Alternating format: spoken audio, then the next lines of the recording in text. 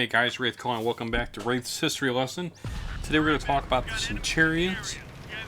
Specifically, we'll watch gameplay of the 7-1. We're going to talk about the all 13 variants of Centurions throughout the years. Centurion was originally introduced in 1945, and today it's considered one of the most modern, successful post-World War II tank designs ever. Some countries actually still use variants of the Centurion model.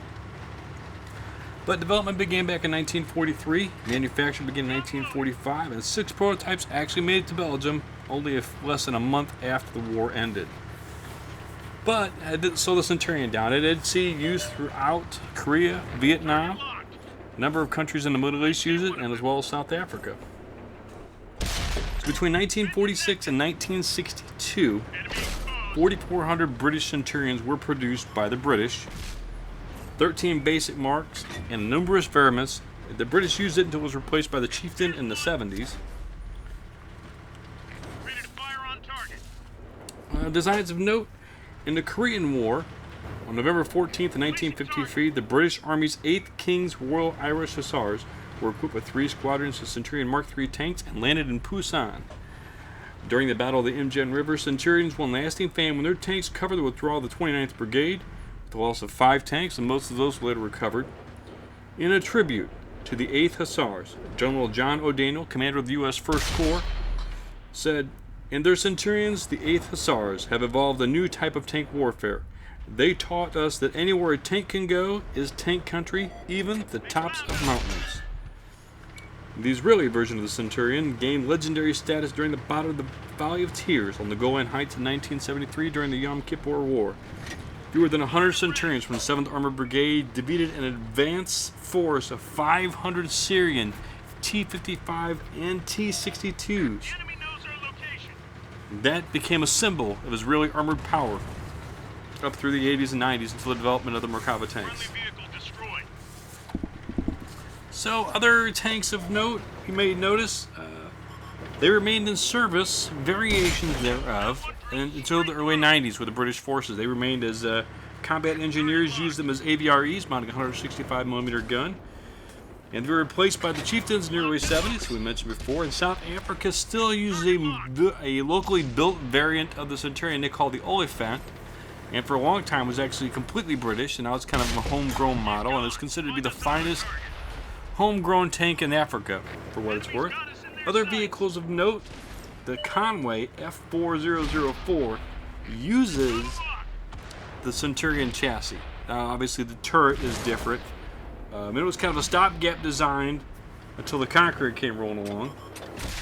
And also the Action 10 Centurion is actually just a prototype of the 7-1 and all she does. So what does that give us today? That gives us a very rich history for a tank, and proves that one of these tanks was actually used very well during the development of World of Tanks, and they took that pretty historical. Now in World of Tanks we actually see pretty much marks 1 through 7 in one way or the other. Some of the turret configurations are fine. If you look at the upgrade packages, there are combinations of Mark 1s and Mark 3s, a couple different packages of Mark 7s. There's a couple variations in there, but traditionally the tanks have stayed pretty good. Wargaming has done a very good job staying true to what it is. The original Centurions were designed to have the 152mm turret.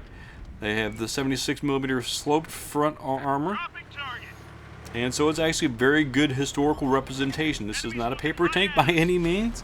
This was a tank that is still serving in some countries today and served admirably with the British from 1945 all the way up to the 1970s. So even the British got 20-something years, they're almost 30 years of service out of this thing before they started replacing it.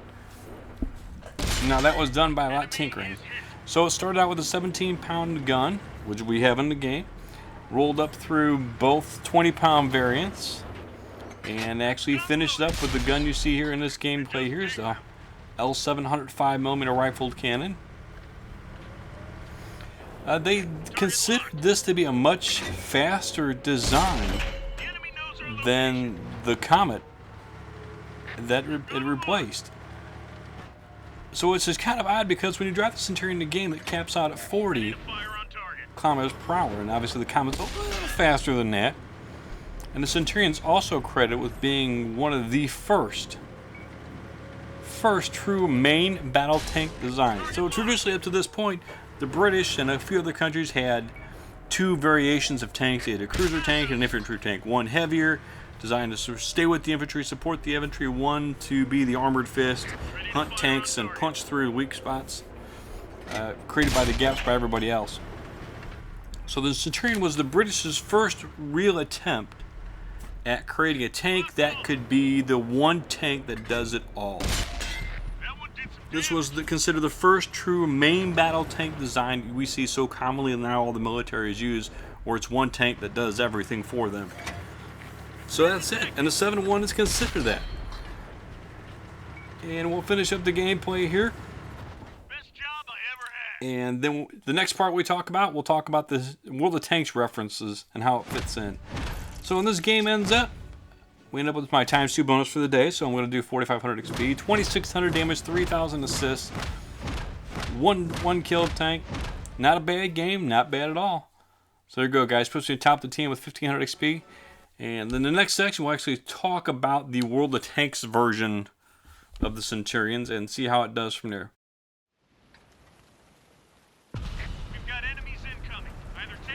Alright guys, now we're going to talk about how does the Centurion affect and carry over to play in World of Tanks. So, it actually covers two tiers. It covers Tier 8 through Tier 9. Some would argue the Tier 10, but the FE4202 is a completely different variant as far as I'm concerned and wargaming is concerned. So, the Tier 8 version actually covers 3 variants of Centurion. If you look at the breakdown of the packages inside, it covers the Mark 1 variant, through the Mark III variant, up through 1946, from when it was first and kicked around in 1943. So, look at the Tier 8 version first. The upper plate on the whole front is 76 millimeters. The turret is listed as 165, but not especially flat. It's kind of the later version of the turret look alright. The best gun you get is the 20-pounder, hitting about 226 millimeters of penetration, doing for 230 damage. Rate of fire is about 7.5 rounds a minute. And again, your mileage with equipment and all that, and cruise skills for these stats will vary. View range is about 400. Turret traverse is 36. Track traverse is 36. 1,450 hit points. Top speed's 40, but the British put a governor on it. At Wargaming Assault, they would carry through on that. But it does get 6 horsepower per ton, which means it's got a very good ability to climb. It does hit its top speed quickly, and it does shift fairly well. And I didn't have that much. The early part of the grind for the Tier 8 model is a little rough. Because the tank's not very fast to start with. The gun's just kind of okay. Tier 8, you're going to see Tier 10s and you'll get brutalized and you can't pin anybody unless you get lucky. So you really got to be careful, selective, and picking your fights when you're in the Tier 8 Centurion. But once you get to Tier 9, and the Tier 9 covers the Centurion 7-1, all the way through the Mark 9. So when you're playing the full-blown Centurion like I am in this game here, you're actually playing the Mark 9 variant of the Centurion. You're not playing the 7-1 like the game's got it broken out. Again, if you look at the package, you'll see it runs through several variations between the 7-1 and Mark 9. So what are the differences in the 7-1 and the Mark 3 that you get at Tier 8? Well, obviously, one tier different is one of them. So the hull on the upper plate hull on the 7-1 is actually 121 millimeters, and it's still the same slope. The sloping really doesn't change. The turret front is only 152, but it's got a very good mantle in the front, and it's very bouncy. It's more bouncy actually than the 165 you get. It does carry the 105 millimeter gun, giving you 268 millimeters of penetration, firing 8 PCR standard, and does 390 average damage. View range is 410, so you get a little more on a view range. The track traverse is only 32 degrees a second, but you don't notice it as being slow. It's still fairly nimble. The turret traverse is 36 degrees a second. And you have to be careful because some of the small light tanks will circle straight through into oblivion. You do have 18 horsepower per ton, so this thing will climb, plenty of grunt, and will still get to its top speed very quickly. And has 1,720 horsepower. So this thing does have hit points. So it does have a good hit point pool for a medium tank. And you can see here, I made the KV5. Even when I hit the weak spots, I bounced one, hit kind of the goofy turret collar there. So this tank, the rate of fire is going to be weak spots. Base rate of fire is 5 rounds a minute. But with crew and equipment, you can get that up. I think I'm actually up to right at about 7. I'll have to fire around and check my reload here real quick. I'm not sure offhand the numbers. So you'll see this gun when it zooms in, aim time's a tad slow, but it is a very accurate gun, and that's a 379 is a low roll for this. And you'll see I'll put another round into the Tiger, and I'm actually hitting him. Yeah, well, I did hit him in the turret front. He really doesn't have much. 392 is about average. There's the reload. Okay, about a round about every, I don't know, maybe 8.5 seconds or so with the crew and the equipment I've got on this. So it's actually gotten better. So strengths with this thing, obviously getting hull down, this turret's very bouncy, and you'll see that appear a little bit further on during this replay, how I bounce some serious shots off some big tanks. Shooting on the move is not a problem. Centurion does keep a relatively small aiming circle, even when on the move. I do have crew skills, and I do have vertical stabilizers, which always help. You see I'm punishing this Tier 9 T10. It's a Tier 9 Russian heavy tank. And he's not enjoying. He's going to duck down there. I'm going to get shot from the side. I'm going to turn and take a look. And there's a Tiger 2 off in the distance. He's 500 meters away. Side of the shot, perfect hit. You can't ask for a better gun at accuracy. There is a KV-4 there. And we'll push up. And actually, this is one of the new camos on the tank as well. This is the new, they call it the greenish bronze, which is something some of you historical folks might enjoy. So there's this Jag Tiger here, and I'm not spotted. And I'm waiting to turn around to get a tracking shot on him. And I missed the track. I still go through the side of his chassis there, but missed the tracking shot. He's turning back around. He hasn't spotted me, he can't see me, so I'm still trying to track him, put it through his drive wheel and track him. He's got just a tiny sliver of health left. And just waiting on the reload. That long reload, you really got to pick your shots. You can't stand and trade fire with the Centurion. You got to shoot and pull back, shoot, pull back, duck in and out of cover, or be in a spot where you could be unspotted like I was. Otherwise, if you trade shots, you know, even if you're hulled down, if you trade shots, you can get beaten up pretty quickly on this.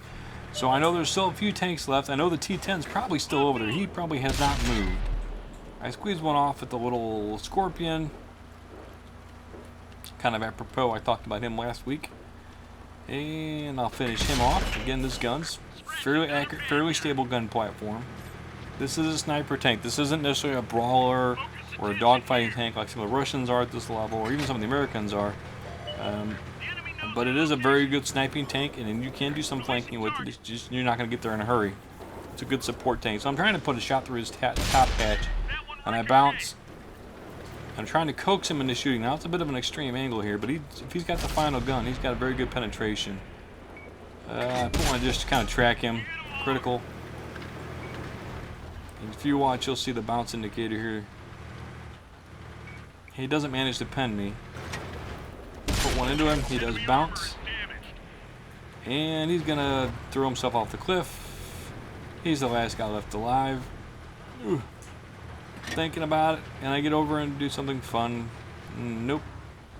And well, he's down there somewhere, and he died. So that's it.